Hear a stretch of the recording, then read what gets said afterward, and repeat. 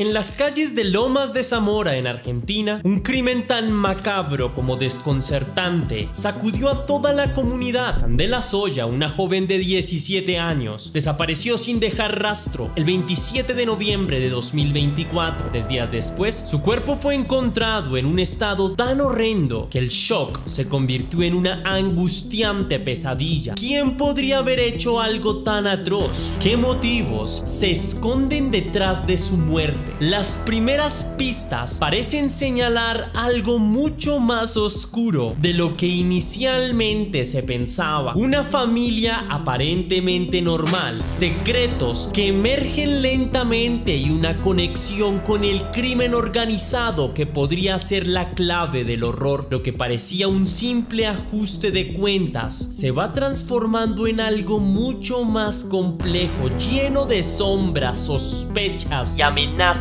veladas. En este video desvelaremos una investigación que va más allá de lo imaginable, con detalles que aún no se han hecho públicos y una verdad que podría dejarte sin aliento.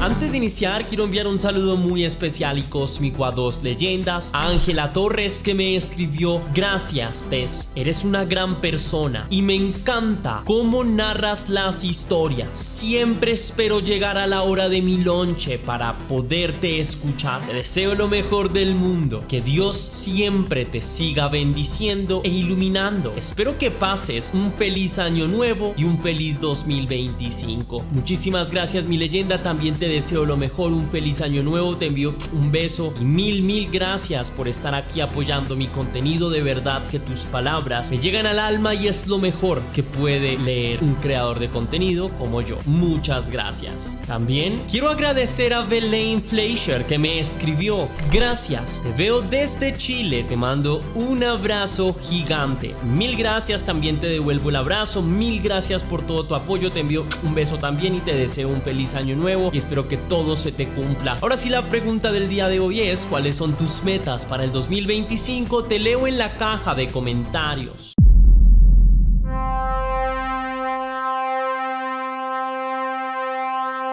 Candela Soya era una joven argentina de tan solo 17 años. Por lo que se sabe, no vivía con su madre y era una joven común y corriente dedicada a sus estudios y en plena flor de la vida. Un par de días antes de los hechos que estoy a punto de referir, se trasladó desde Mar de Plata para visitar a su madre, quien vivía en Lomas de Zamora. El plan inicial de madre e hija era pasar varios días juntas y compartir momentos de calidad que debido a la distancia no podían gozar con tanta frecuencia. Durante los días que siguieron a su llegada, la joven pasó tiempo con su madre y en términos generales con su familia materna. A su vez, casi desde el momento de su llegada, estuvo buscando unas zapatillas a través de internet. La joven oriunda de Mar de Plata salió de la casa familiar ubicada en Villa Centenario el 27 de noviembre de 2024 con un propósito aparentemente inofensivo: dirigirse a la plaza de Santa Marta para buscar las zapatillas que días atrás había estado buscando. Sin embargo, tras salir por la puerta de su casa y despedirse de su madre, su rastro se desvaneció casi que por completo. El resto del día todo transcurrió de manera relativamente normal para la madre de Candela. La mujer ocupó el resto de su día en hacer sus tareas y no reparó en ausencia de su hija. Ya en horas de la noche intentó comunicarse con ella, pero jamás respondió. A pesar de ello, no sintió inquietud. Pensó que simplemente estaba en compañía de su padre y que probablemente volvería al día siguiente. Sin saberlo, la madre de Candela cometió un error monumental y fue asumir que su hija se encontraba sana y salva. Tal vez si su desaparición se hubiese reportado oportunamente, el espeluznante crimen que tuvo lugar después podría haberse evitado. Claro Claro, la mujer no tuvo la culpa en nada de lo que sucedió, pero si hubiese sido un poco más desconfiada, tal vez la historia hubiese sido completamente diferente. Al día siguiente, la madre de Candela intentó comunicarse con su hija, pero esta no le respondió. Tras esto, se comunicó con el padre de la menor, quien le informó que el día anterior no había estado con ella y que no tenía ninguna información sobre su paradero. La mujer inmediatamente se puso en contacto con todos sus familiares, pero todos ellos le daban la misma respuesta llena de laconismo. No sabían nada de ella. Ante esta abrumadora situación, la mujer no tuvo más opción que reportar la desaparición de su hija ante las autoridades competentes.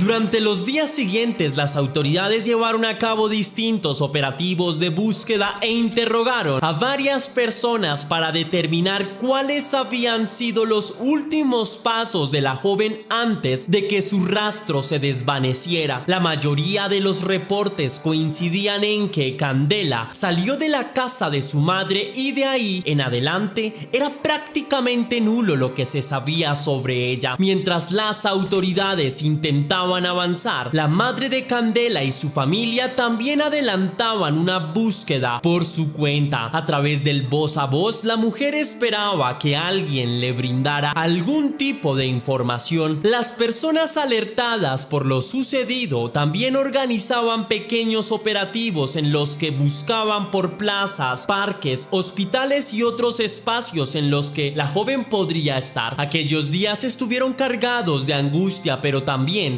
poseían todavía esperanza, pues la familia de Candela creía que la joven se encontraba bien y que probablemente volvería al cabo de unos pocos días. Innegablemente, la idea ponzoñosa de que algo malo le había sucedido aparecía entre los pensamientos de su madre y de otros de sus familiares, pero esta idea era rápidamente aniquilada por la esperanza de volver a ver a la jovencita. La fatal incertidumbre terminó el 30 de noviembre, aunque no de la manera que todo el mundo esperaba. En la madrugada de ese día, vecinos del lugar reportaron a las autoridades el descubrimiento de restos de un cuerpo humano calcinado casi en su totalidad cerca de las vías del ferrocarril Roca, que conecta Temperley y Aedo. De inmediato, las autoridades se movilizaron hasta el lugar señalado para validar la información. Efectivamente, en el lugar se encontraron restos humanos, por lo que fue necesaria la presencia de un equipo de medicina forense para explorar con mayor profundidad toda la zona. En principio, trascendió que entre los restos encontrados había un pie semicalcinado, un tobillo y una media. Posteriormente, esta fue identificada por la madre de Candela como perteneciente a su hija, pues las autoridades le consultaron a la mujer debido a la desaparición de su hija. Naturalmente, este hallazgo fue absolutamente devastador para la mujer, pues todas sus ilusiones se derrumbaron. Ahora bien, estos restos humanos se encontraron en medio de la basura quemada, lo que dificultaba la posibilidad de extraer ADN. El desafío para el equipo forense sería mayúsculo, pues era evidente que el cuerpo había sido desmembrado y que además los restos habían sido quemados, pues la zona, por lo que se podía apreciar a simple vista, había sido sucursal de un incendio que tenía como objetivo ocultar la evidencia de un crimen.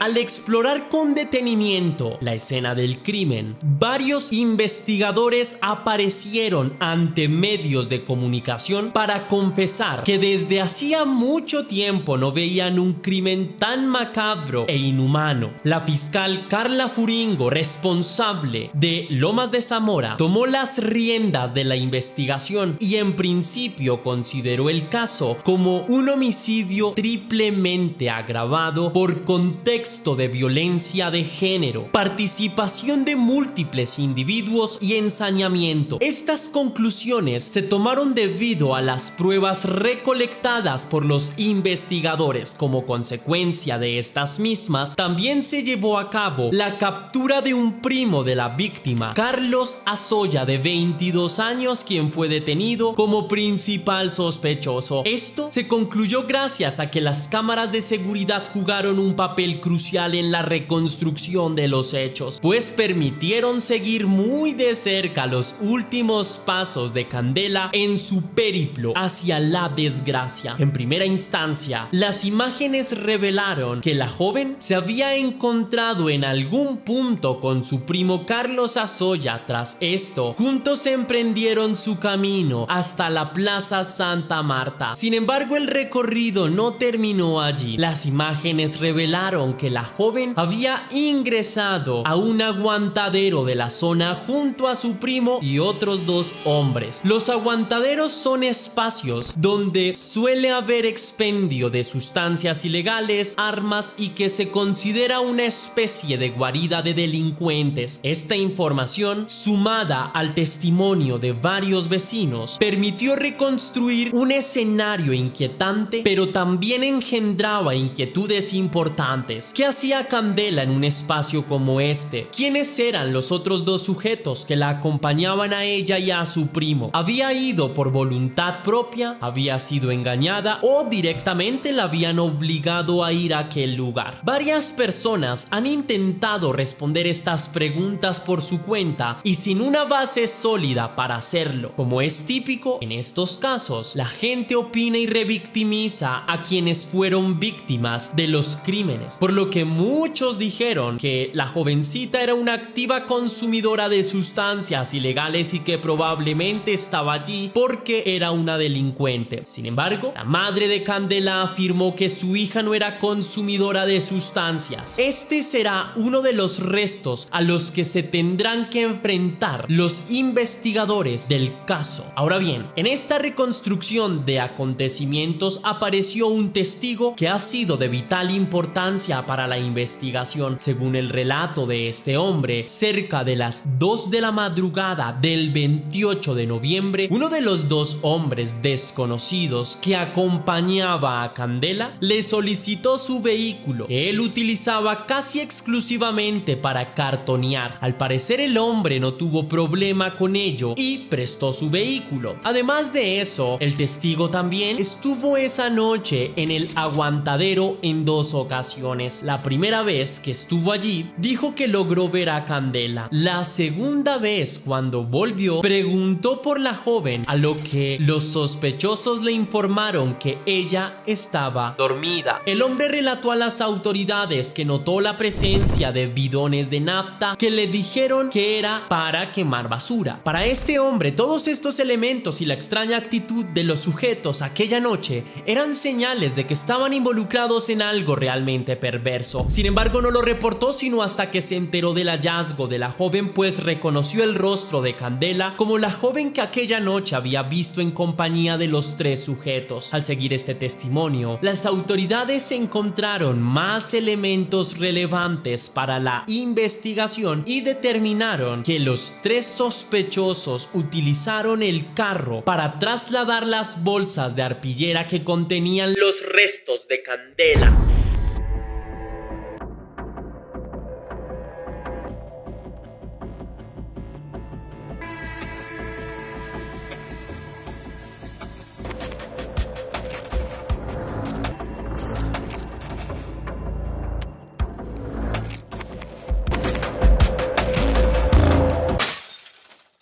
cerca de las vías ferroviarias. Fue aquí donde los investigadores encontraron más tarde la cabeza y otros huesos calcinados. Pero el torso de la víctima a día de hoy todavía sigue extraviado, lo que aumentaba la frustración y la urgencia por esclarecer los hechos.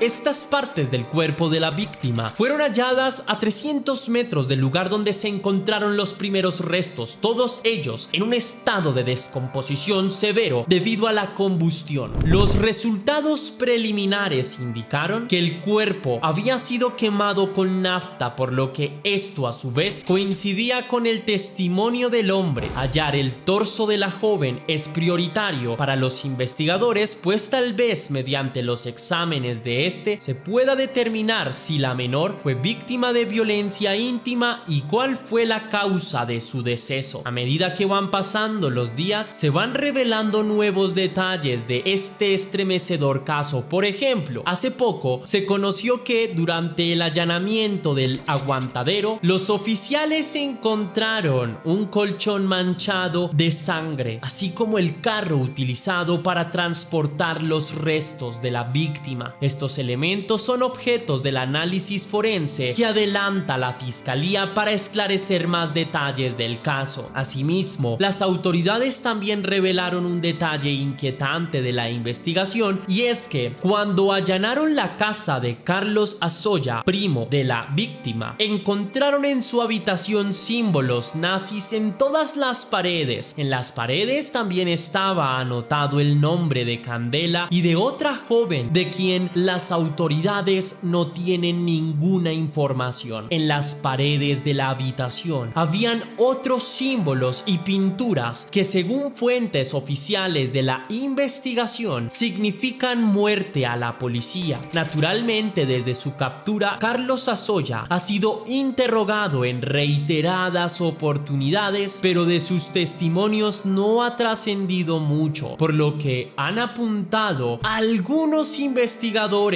El hombre parece no sentir ningún tipo de culpa por lo sucedido. Además de esto, no parece tener una actitud colaborativa con las autoridades, y también se especula que el sujeto no ha aceptado su vínculo con el dantesco crimen. Respecto a la identidad de los otros dos sospechosos, las autoridades lograron determinar que se trata de dos hermanos identificados como los Reskin. Los investigadores obtuvieron un registro de video en el que se puede ver a los dos sujetos mientras sacan una bolsa cuya forma parece contener un cuerpo humano en un búnker ubicado en la calle Terrada en Villa Albertina. Aunque las autoridades han solicitado ayuda a la sociedad civil para poder capturar a estos dos sujetos, no hay rastro de ninguno de los dos. Al parecer, ambos emprendieron su fuga poco tiempo después de perpetrar el crimen, por lo que a día de hoy este caso no ha sido resuelto completamente y siguen siendo un objetivo prioritario para las autoridades.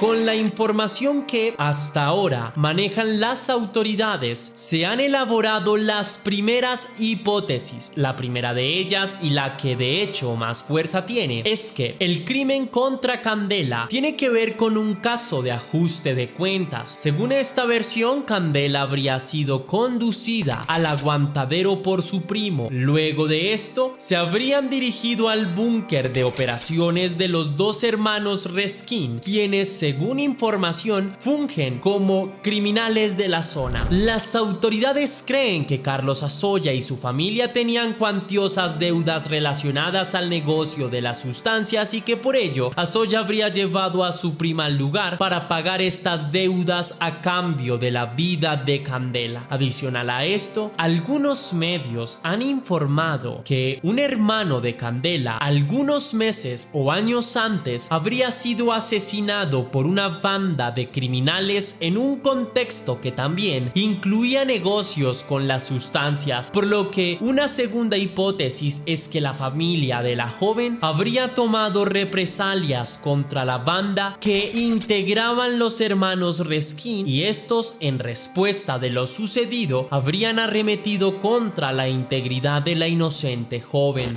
Otro detalle importante: en el marco de un ajuste de cuentas, hay un hermano de ella que terminó asesinado. Estiman que después de ese asesinato pudo haber una especie de represalia de parte de la familia de Candela para con estas personas que habrían asesinado al hermano, y a través de esa represalia volvieron a tomar revancha. Como mencioné, todo esto no son nada más que hipótesis, puesto que el caso es muy reciente. Los investigadores intentan todavía darle forma a toda esta información. Para la reconstrucción de los hechos, todavía hacen falta elementos importantes como el hallazgo del torso de la víctima y la captura de los otros sospechosos. Para la sociedad argentina, el feminicidio de Candela Soya ha puesto nuevamente sobre la mesa el debate sobre la violencia de género en el país. Al margen de los detalles macabros que rodean su muerte, el caso revela la vulnerabilidad de muchas jóvenes que, como Candela, confían en el círculo que las rodea. La reflexión que surge de este hecho es dolorosa. ¿Qué cambios se necesitan para proteger a las mujeres de situaciones de riesgo, especialmente en entornos que podrían parecer seguros? La comunidad clama justicia, no solo por Candela, sino por todas las mujeres que han sido víctimas de la violencia machista. La detención de los responsables y el esclarecimiento completo del caso son imperativos, no solo por respeto a la memoria de la joven, sino también como un acto simbólico para frenar la ola de feminicidios que afecta a la sociedad argentina. Según la Defensoría del Pueblo de la Nación Argentina, durante el 2024 y solo hasta el 24 de noviembre se habían cometido 252 feminicidios. El brutal crimen contra Candela se suma a estos estremecedores registros. Esperemos que en su caso se haga justicia y no pase a formar parte de la gruesa lista en las que los crímenes quedan impunes. Si te gustó la investigación de este caso, déjame saber con tu misterioso like. Si quieres y si puedes hacer una pequeña donación para la producción de Test Misterios, estaré enormemente agradecido. Lo puedes hacer de dos formas distintas. La primera con el botón de super gracias que se ubica allá abajo justo al lado del botón compartir, o también vía PayPal, ya que tienes el link en la descripción y en el comentario fijado. Si lo haces de cualquiera de estas dos maneras, recibirás un agradecimiento personalizado y un saludo de mi parte para un próximo video. Sin más que añadir por hoy, recuerda que las dudas te acompañan, que somos Misterio y que tú y yo nos veremos en un próximo caso.